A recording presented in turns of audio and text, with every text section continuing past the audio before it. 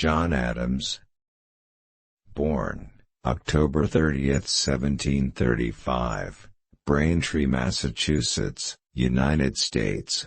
Died July 4, 1826, Quincy, Massachusetts, United States.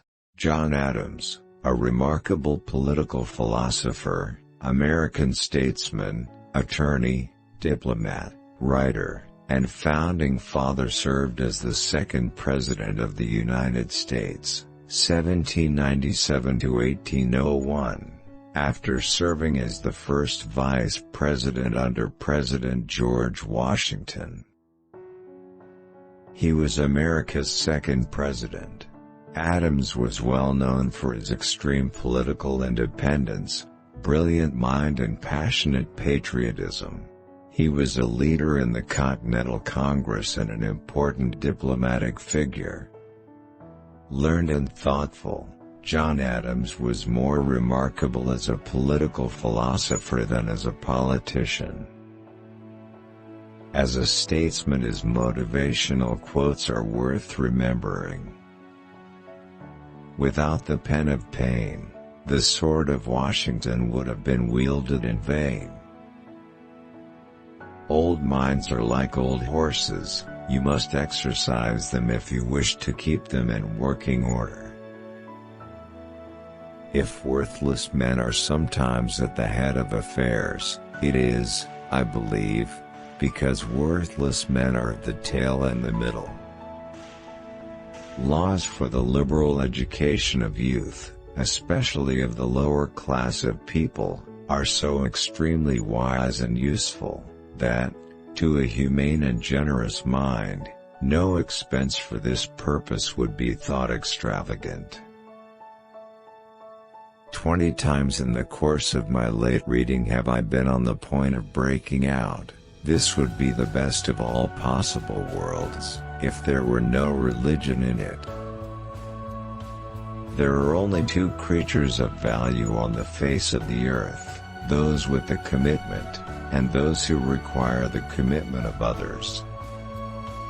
Abuse of words has been the great instrument of sophistry and chicanery, of party, faction, and division of society.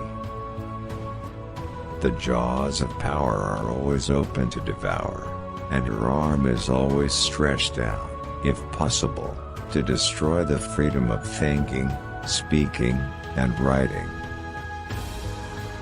Remember, democracy never lasts long.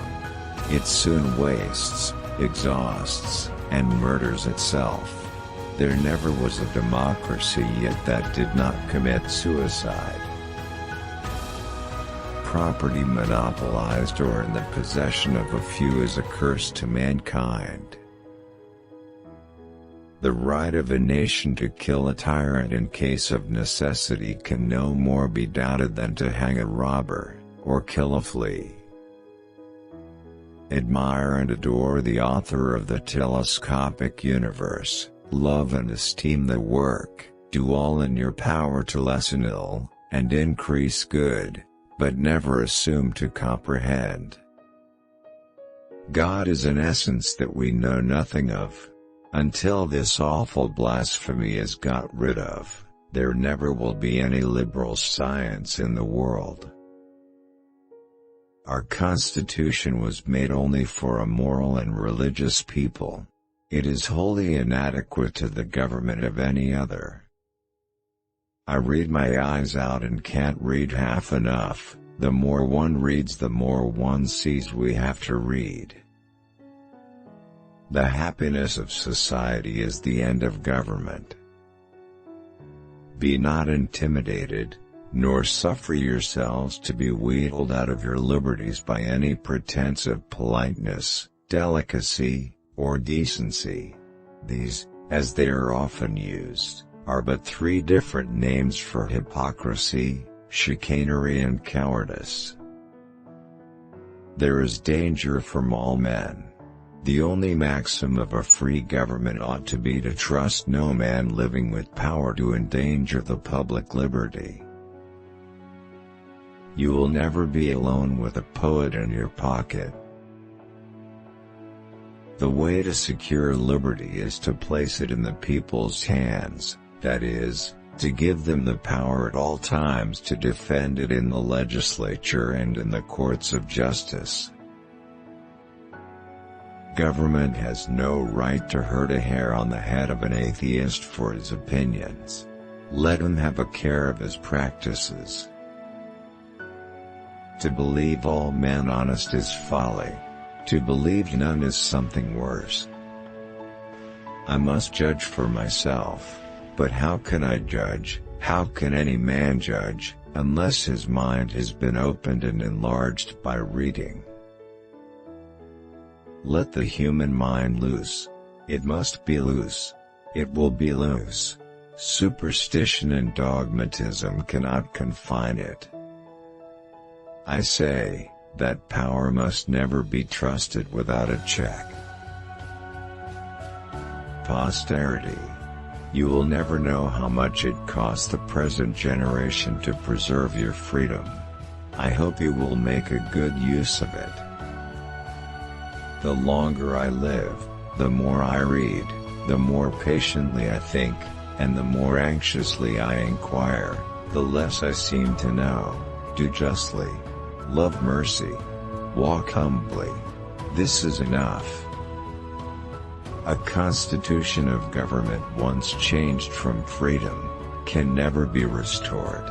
Liberty, once lost, is lost forever.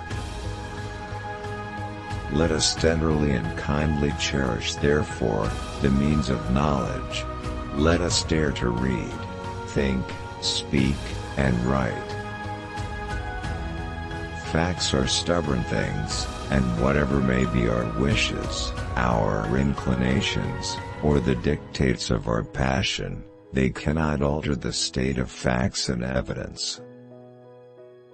Liberty must at all hazards be supported. We have a right to it, derived from our Maker. But if we had not, our fathers have earned and bought it for us, at the expense of their ease, their estates, their pleasure, and their blood.